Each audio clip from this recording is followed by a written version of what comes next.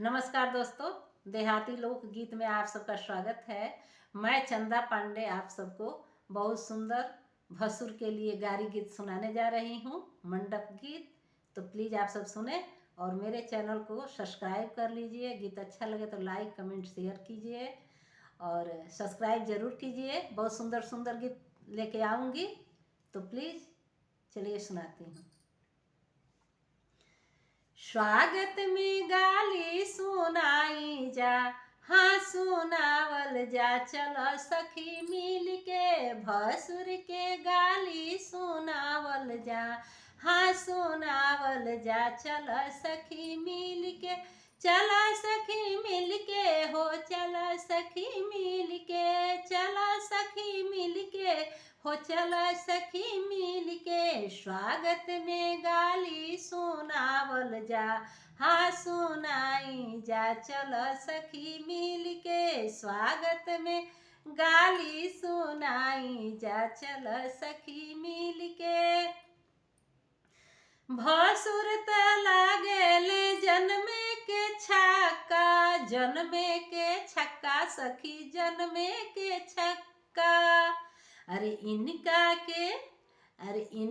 के लहंगा पहनावल जा, चलो सखी मिल के लहंगा वो चुनरी पहनावल जा, हाँ पहनावल जा, चलो सखी मिल के स्वागत में गाली सुनावल जा, हाँ सुनावल जा, चलो सखी मिल के भसुर के गाली सुनावल जा, चलो सखी मिल के।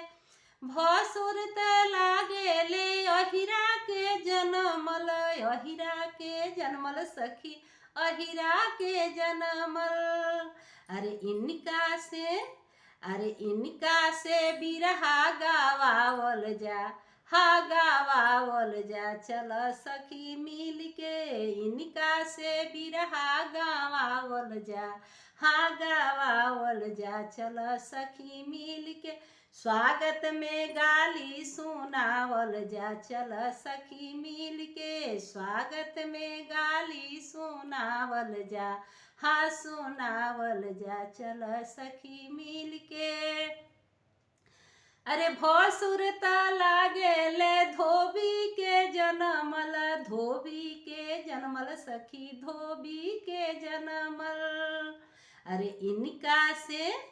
अरे इनसे लाचारी सुनावल जा, चलो सखी मिल के इनके लाचारी गावावल जा, हाँ गावावल जा, चलो सखी मिल के स्वागत में गाली सुनावल जा, हाँ सुनाई जा, चलो सखी मिल के भसुर के गाली सुनावल जा, हाँ सुनावल जा, चलो सखी मिल के, चलो सखी मिल के हो, चलो सखी मिल के, चलो सखी मिल के हो, चलो सखी मिल के स्वागत में गाली सुनावल जा, चलो सखी मिल के भसुर के गाली सुनावल जा, हाँ सुनावल जा, चलो सखी मिल के।